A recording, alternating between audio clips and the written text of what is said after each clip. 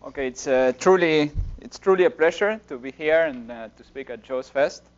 I mean, Joe's contributions have always been marked by extreme clarity and precision, and this talk will lack both of those things. But hopefully it will still be inspirational. So we've realized that entanglement in quantum field theory it's very important. It's governed by the renormalization group. I guess when first people started talking about entanglement in quantum field theory, people said, well, it's divergent, it's not very interesting, and so on. But then people found really many applications, as it was divergent as many other things in quantum field theory are divergent, but once you understand things properly, you learn a great deal. And in fact, it's been useful as a tool in quantum field theory to prove the two-dimensional C and F theorems.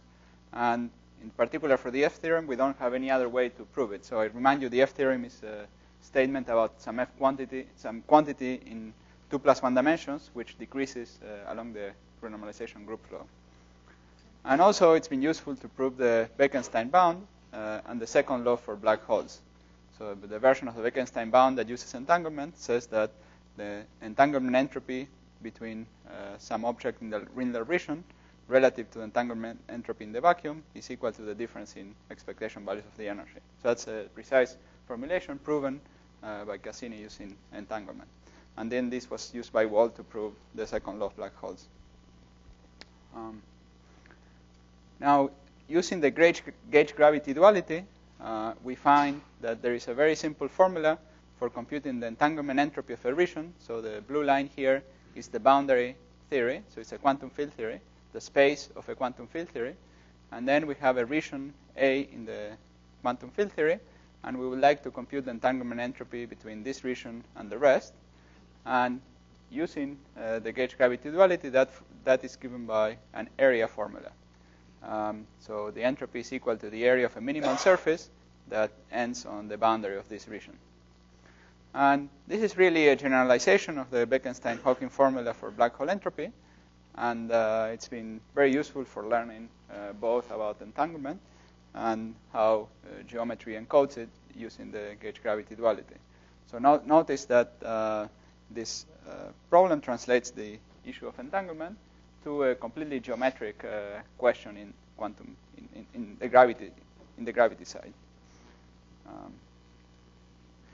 Of course, there are many calculations when you use the gravity side. Many calculations are translated into some geometric structure, but this particular calculation, so the particular problem of entanglement, very directly translates into just the geometry itself, and it seems to involve a surface that is not really there. So it's an imaginary surface, the same way that the entropy of black holes deals with a surface that is also purely imaginary.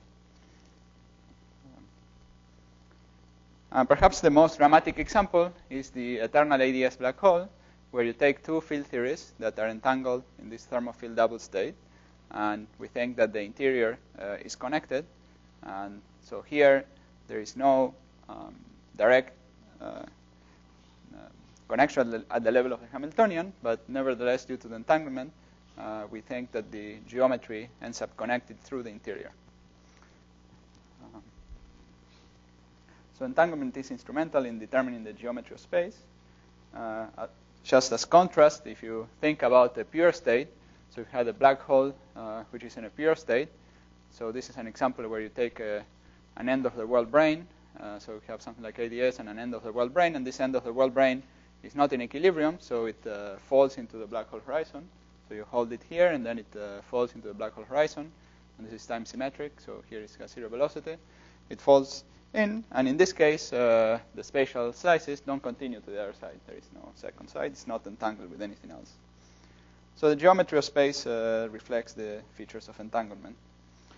And we think that even if we had two black holes that are very separated and we were to put them in the thermofield double, we would generate this geometric connection. And so these wormholes are a peculiar feature of So these wormholes are simply the eternal Schwarzschild black hole, slightly modified so that these two slices refer really to the same spatial slice in space. And they are peculiar solutions of general relativity. They don't lead to causality violation. So here, the distance between the point outside the horizon of one black hole and the point outside the horizon of the black hole is very small through the wormhole at some instant of time. That distance then grows, and in such a way that you cannot send a signal from one to the other. So there is no causality violation, and you can send no signals as long as you assume suitable energy conditions. In fact, it's enough to assume the integrated null energy condition to prove that you cannot have causality violation. And all these features are also features of entanglement. And so entanglement here is realized through this geometric construction. And in the same way that entanglement leads to weird correlations, but nevertheless is consistent with no propagation of signals, this geometry also has similar peculiar features, but still with consistency of causality in the ambient space. Now, the reason some of us have thought about this problem is related to Joe's,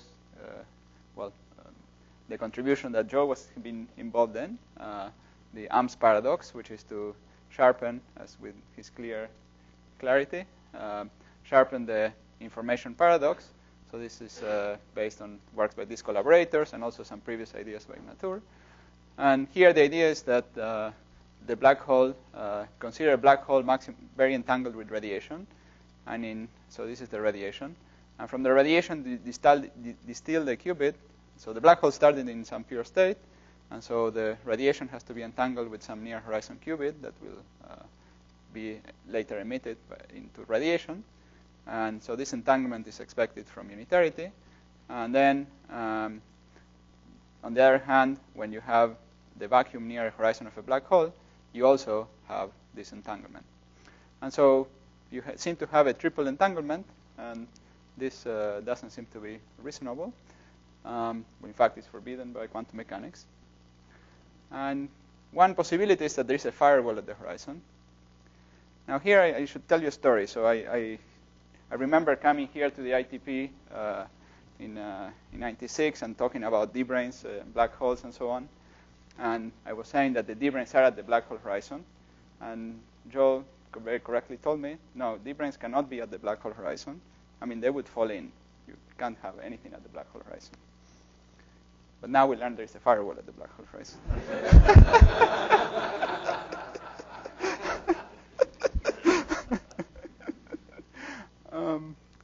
Okay. So the idea of using wormholes to deal with this is that the distillation process sends a signal through the wormhole to the interior. So in other words, this qubit is really in the future of these modes that are very far away, but it's in the future going through the wormhole. So, and in this way, when you distill this qubit, you disrupted this other one, and through the wormhole you send a signal. So that's the proposal. But in order to really understand this, we need to understand what are these wormholes and what's their geometry. And there is some sort of basic taxonomy. So this was the thermophile double, which is a very special state. And people have, especially Schenker and Stanford, have studied more general situations. And what you find is that in more general situations, the distance between the two horizons starts growing. So this is the exterior of one black hole. This is the exterior of some other black hole. And this is in a more generic entangled state, also highly entangled. And the distance between the two horizons grows. And what about the most generic state? Again, Marolf and Polchinski had a very clear argument that the distance between the two horizons has to be very long if there is geometry at all. Maybe there is no geometry. But, so what we would expect is that distilling a qubit is the same as, the picture is that distilling the qubit is the same as shortening the wormhole so that you can send a signal. So if you are here, by doing a simple operation here, you can send a signal behind this horizon. By doing a simple operation here, you cannot send the signal just behind this horizon. You can send the signal here. And very complex operations would allow you to change the geometry inside and shorten this wormhole. Now, the question is whether the region behind the horizon is smooth for the generic wormhole. This is what we expect if we think that the region, that GR is not misleading us, but has not been proven or argued convincingly. The idea is that the wormhole itself, so this geometry in between, is the construction of the entangled state using simple building blocks, which are the local geometry at in each region. So now in the first few transparencies, and then the next few transparencies, I'm going to discuss some tool from condensed matter physics. So recall that the renormalization group arose first in, a deeper understanding of the renormalization group arose in condensed matter through the work of Wilson and others.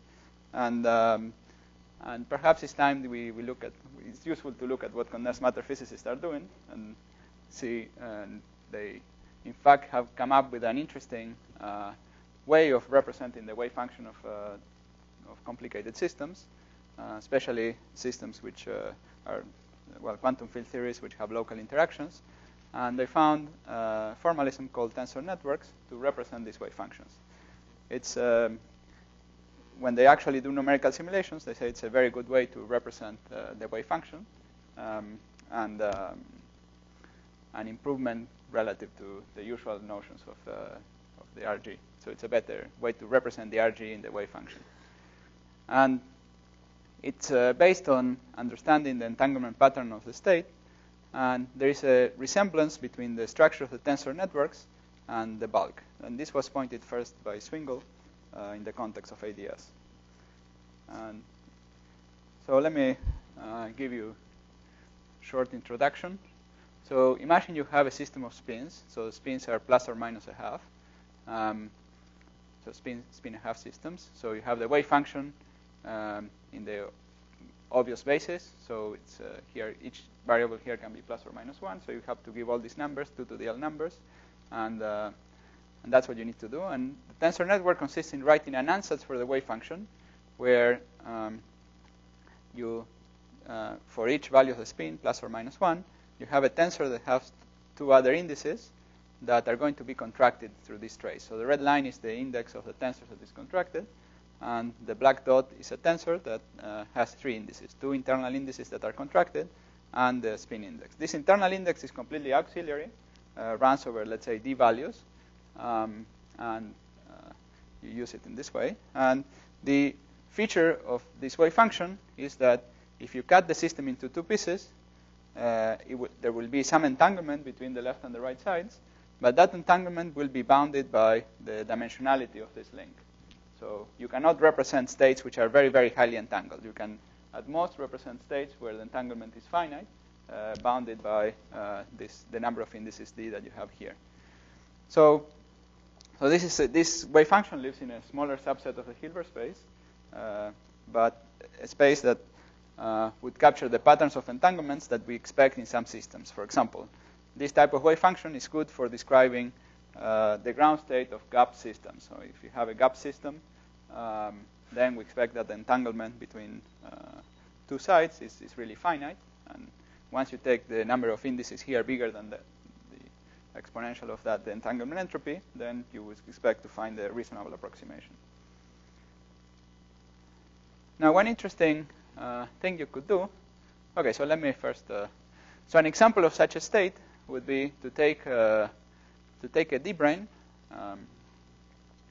to take, let's say, 1 plus 1 dimensional field theory, and you take a D-brane, and you evolve it in Euclidean space for some time. You take that boundary state, and then you evolve it for some time. Then you create a state that will have short-distance correlations, and short-distance entanglement. In the bulk, this has the interpretation of could be an end-of-the-world brane here, and that's the state at t equal to 0. So that's not the ground state of your system. So, of course, this representation of wave functions can work either for the ground state or for excited states or for whatever. And in this case, we prepared a special state that has a tensor network decomposition, as we saw before, as the initial state of a conformal invariant system. And then we let it evolve. And in the bulk, this will fall into the black hole. And what will happen on the boundary? Or how?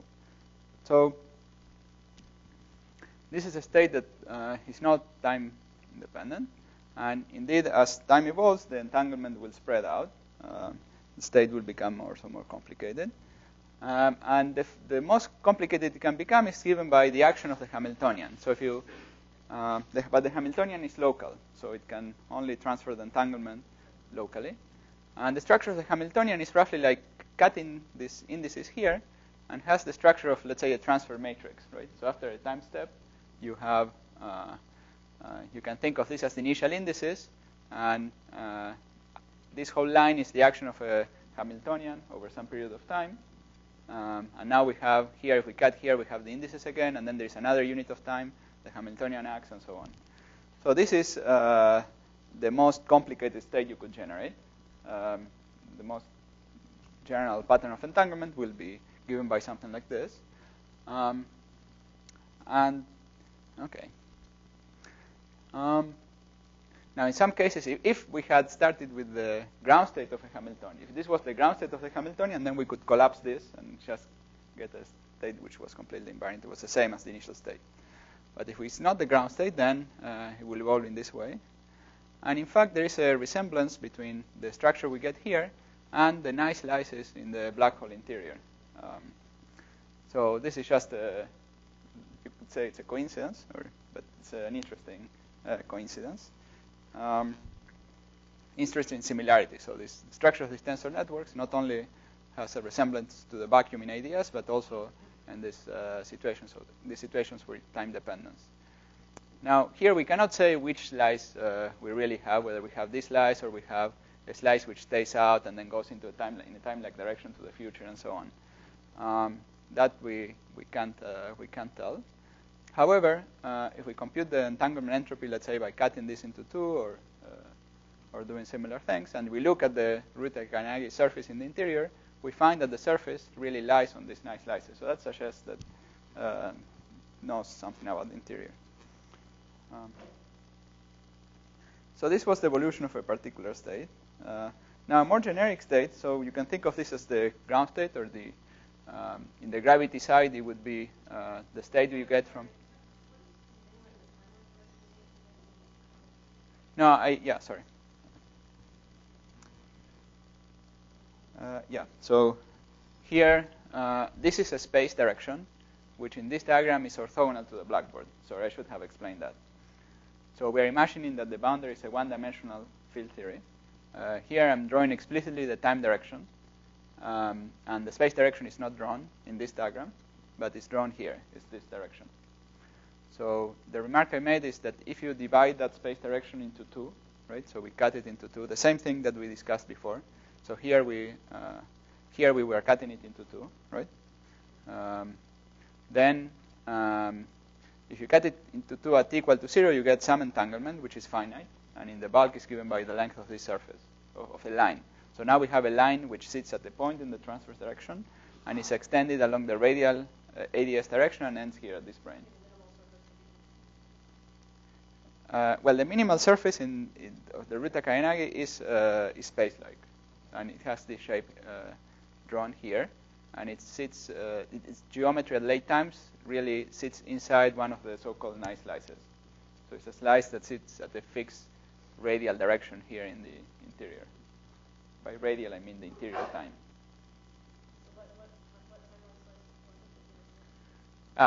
So what I was referring to is the structure of this network, right? Well, I motivated it only qualitatively and by acting with the Hamiltonian, right? We said that we act, and so that would correspond to a situation where we take the wave function here and then we move up in time, right? And now we say, well, this gives you something similar to what you would get if you just deformed it and make it lie on this other slice. But we don't know.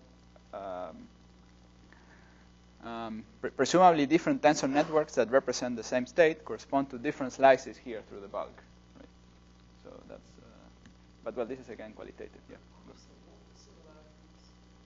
Yeah, the similarity is that as you move in time, this network becomes longer. That's the yeah. That's the main similar. That's the main issue. Yeah.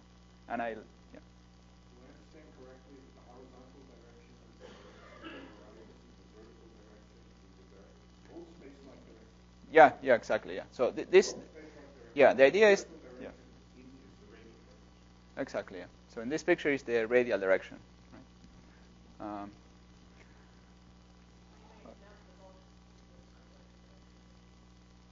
Well, we don't.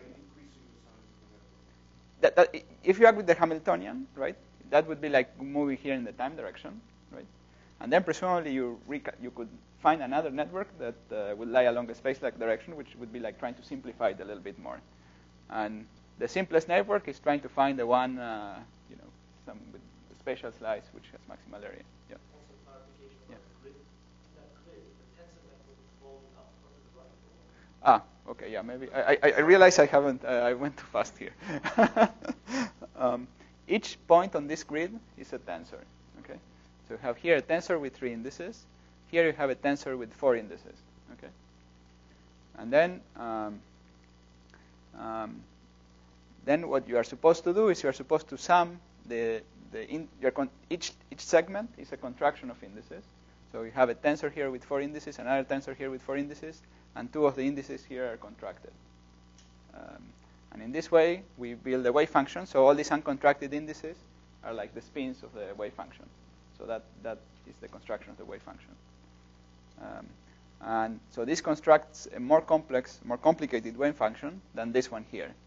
Because, yeah. Does the dimensionality of your tensor increase with time, or is that The idea is that it is fixed, so that these tensors are essentially fixed. And in the bulk, so this slice is all translation invariant along this direction, along the time direction, or approximately translation invariant along the time direction. So we expect all these tensors also to be the same. If that's the case, you can't reach generic polynomial states, like you're stuck in this disentangled set where you vary the long time. I didn't. You said when you apply dimensionality. Yes. Tensor, Yes. You can't get. Right. Yeah. So So here, what happens is that if you cut the system into 2, the entanglement between the 2 sides will start growing linearly in time, right? So it is true that we have this type of area law, but the entanglement grows, right? And so the idea is that the growth of entanglement is related to the stretching of this surface, and also the stretching of the surface is this more complex network that we have. Yeah. Yeah. Yeah, that's the idea. So the idea is that each tensor is essentially taking a region of space-time.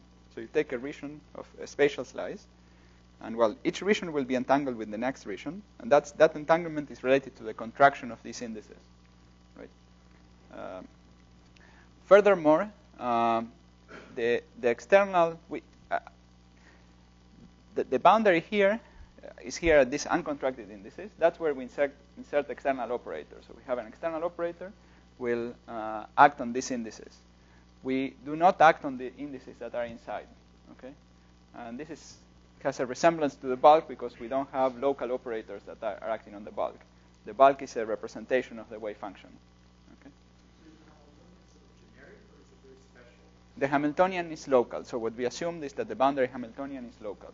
If you had a more non-local, complicated Hamiltonian, well, you could generate some very messy thing that is, well, it's not clear what it would be. So here the idea is, yeah, the Hamiltonian only acts locally in the bulk. Okay, so that.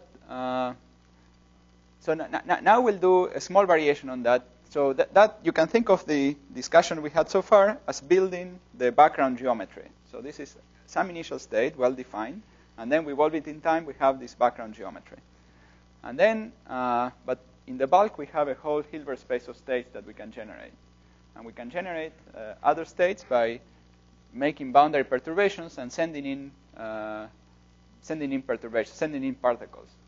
So we can send in a particle. We can also take some energy out. We can send negative energy pulses and so on in this situation. So in the end of the day, okay. Now, making a change here at the boundary Hamiltonian at some point, that's making a local change. Let's say we make this change early in time, right? So when we are evolving, we'll make a change in this tensor. And then as we continue to evolve, it could happen that this change continues to move outwards or moving inwards. But the bulk geometry suggests that this change remains here located at this particular stage in time. So the structure of the network is similar to the structure that we have when we move the Hamiltonian along the time-like direction. And similarly, we can add both positive or negative energy particles. And each of these perturbations, we can choose to do it or not to do it. And it gives us a kind of basis in formal Hilbert space. Oh, 1 minute left. Okay, 5 minutes. Okay. Okay, so there is this formal Hilbert space, which you generate by taking the original network and modifying here. And now we can also have the superposition of not modifying and modifying, right? A full Fock space. And I call that the formal Hilbert space. And that formal Hilbert space matches what we seem to have from the bulk point of view, right? But then evaluating the network is what gives us the actual wave function, is what gives us the actual state on the boundary. And it might happen that different perturbations here actually lead to the same, especially when we start superposing them, lead to the same state. So there's a kind of projection from the formal Hilbert space to the true one. And so we could have more states in inside the black hole, inside this slice, than the black hole entropies. And that's a well-known feature of these slices, that you can, once you start perturbing it, and you evolve for a long time for the rest, then you can generate more entropy than the black hole entropy. I mean, Samir has been emphasizing that recently. And the idea is that in this representation is that that's equal to this slice is this formal Hilbert space that we are using as defined with reference to an original state. But that when we evaluate the network, we get less states. So we have a reduction in the number of states. So it's a qualitative mechanism for how we could have a reduction. Now, we expect a similar story for the two-side black holes. And this picture really remains vague, but it has these qualitative features that are similar. Of course, the classical geometric picture. So what I said about tensor networks is true in general, but the geometric picture should only arise for large N systems, where these species are probably more constrained. Now, I'd like to switch gears slightly now and make one simple comment about the emergence of a classical black hole interior, and then again will be a vague comment. I apologize to Joe. And so we know that the Euclidean black hole has a partition function given by classical geometry, well-known fact. So a classical solution allows us to compute a thermal partition function. And on the boundary theory, there is something similar happening. If you think about the holonomy of the gauge field along the time direction, the Euclidean time direction. So we are interested in the singlet partition function. And we can think first about the partition function without imposing the gauge constraint. And then U imposes the gauge constraint, selecting the singlet representation. But if we first do the sum here, we get an effective action for the holonomy. And it really becomes a classical problem for the eigenvalue distribution. So here we also see something that becomes classical. And what becomes classical roughly is this U0. Or more precisely, is the eigenvalue distribution of U0. So in some sense, this Lagrange multiplier is the variable that becomes classical, and it's the variable then we insert here the classical value for rho, we get the actual partition function. Now for the deconfined phase, U is very localized, and U being very localized is more or less similar to forgetting about the integration of U over U, and writing just simply the classical value, and then we seem to have contributions also from these non-singlets. Notice that the whole potential for U, the U-dependent part of the action, of this classical action, comes from states which are not physical. They were not in the original theory. Okay. So we expand the problem a little bit, and this expansion of the problem allows us to find this classical variable that. Okay. And these U-dependent observables are not to be found among the observables of the singlet sector. So there is no gauge invariant observable in the singlet sector that tells us what the shape of U is or the classical distribution of U is. On the other hand, there are Wilson loop operators, which represent the deformation of the original problem, because now we are saying, instead of focusing the projection is not onto the singlet sector but on some representation R. And those expectation values are indeed given by evaluating essentially the Wilson loop by evaluating a trace of R in the classical solution U0. More precisely, is the classical eigenvalue distribution. Okay. Now, so all that is for the Euclidean black hole. Everything I said is well understood, but it's in. Yeah. So I'm making these points, and now we go to the thermofield double. And in the thermofield double, we have a similar story. So when we write the entangled state, we could only entangle gauge singlets, which is the correct thing to do. Or we could entangle gauge non-singlets, representation R on the left and representation R bar, the CPT conjugate on the right. And if we did that, we would be doing the wrong answer. We would be doing the wrong thing. But if we integrate over a general unitary matrix here in the gauge general holonomy, if you wish, contracting these indices, then this integral projects onto the singlet contribution.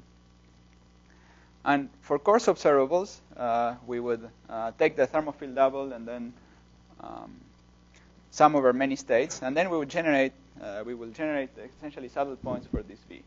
And if you evaluate this now on the saddle point, it's a little more subtle.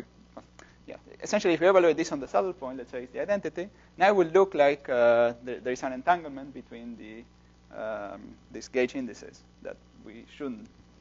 They were totally disconnected. The gauge constraint is independent on the left and on the right.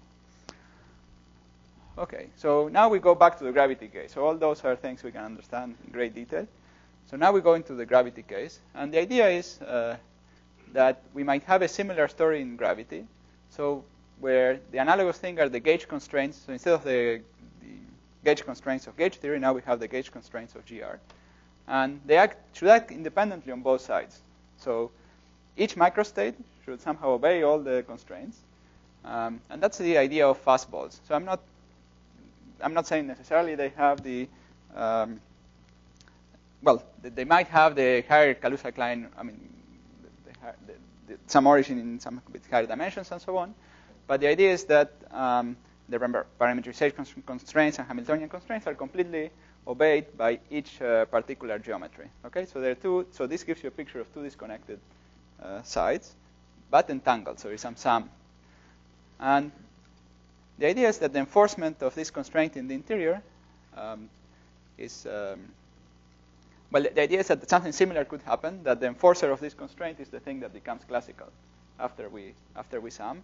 And once it becomes classical and has some saddle point value, it is as if we are not really imposing the constraint separately on each side. And it looks more similar to this picture where we have a connection between the two sides. So roughly speaking, this would be like the V matrix we had before, which once we set on the saddle point, if we have a saddle point for V, now we have a connection, at least a connection on the level of these gauge indices between the left and the right. And here we have similarly a connection between the left and the right, at least at the level of the constraints of GR. Okay, so that was the vague comment. So the conclusions are that entanglement patterns are an important feature of quantum field theory, and they're encoded in the geometry of space-time. And I think probably Rob Myers will talk in more detail about this. And these geometric connections can arise purely from entanglement, but the presence of horizons will prevent causality violation. So there is an interesting connection between entanglement, horizons, and so on. And this tensor network formalism seems to have features similar to the bulk geometry, including the ability of connecting faraway regions. So if somehow the geometry actually does become like the tensors, then we would have some understanding. Of course, this is a challenge for developing. So all these features are challenges for developing a theory of quantum gravity. And finally, we saw some analogy between holonomy in large N theories and the idea that the interior can be classical. And one thing I forgot to mention is that these observables that act on the holonomy are not to be found in the observables of the original state, but of small deformations of the original state. Perhaps deformations in this case means sending in some extra energy into the black hole and so on. Okay, thank you and happy birthday, Sean.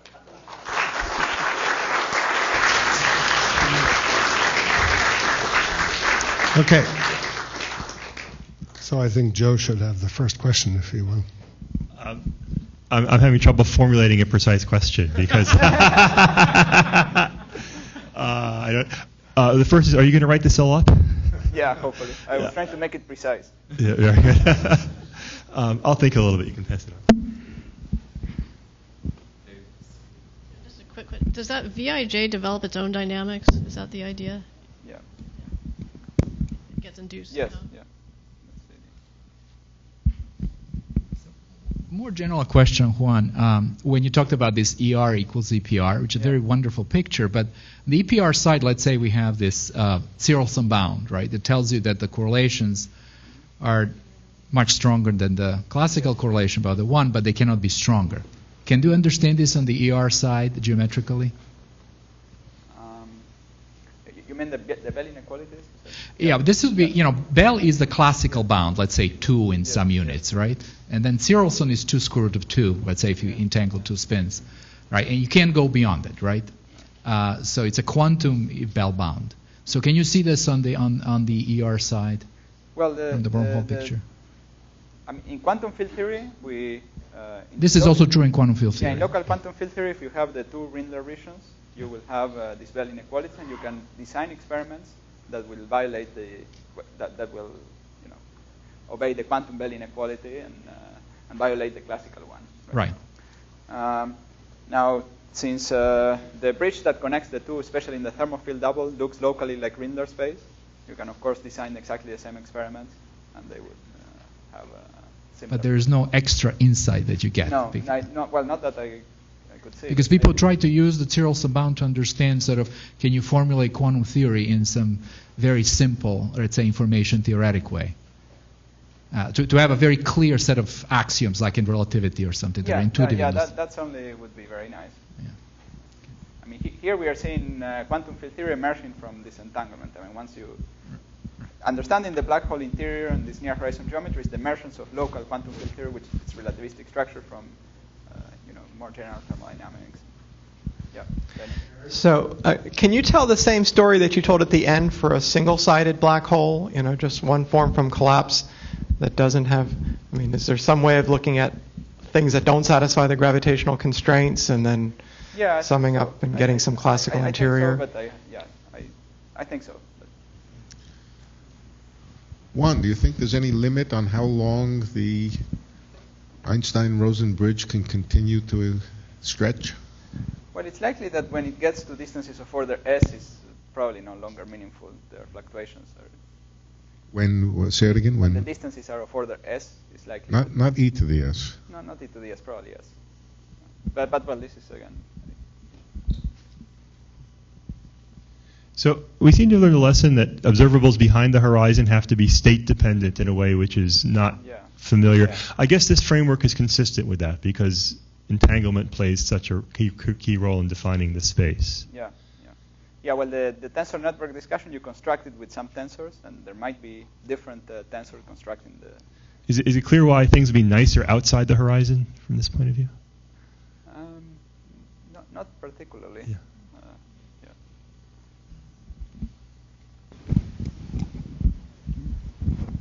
Yeah, the picture of the tensor network growing as the system evolves, this is really a generic feature of chaotic dynamics governed by a local Hamiltonian, right? You're not saying that there's something special about it beyond that. Right, exactly. Okay. Yeah, I think what's special in systems that have the gravity dual is the fact of having these various different time slices and so on, which here is not, in what I discussed, is certainly not present. Should be derived. But that probably only can be derived with extra assumptions. So 2 extra assumptions. One is that we have a Larsen system, and the second is that it's a strongly interacting Larsen system so as not to have a higher spin theory, but having, Einstein gravity. So you really will need to use these two assumptions to derive that.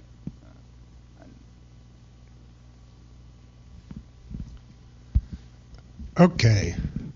So let's thank Juan again for a very provoking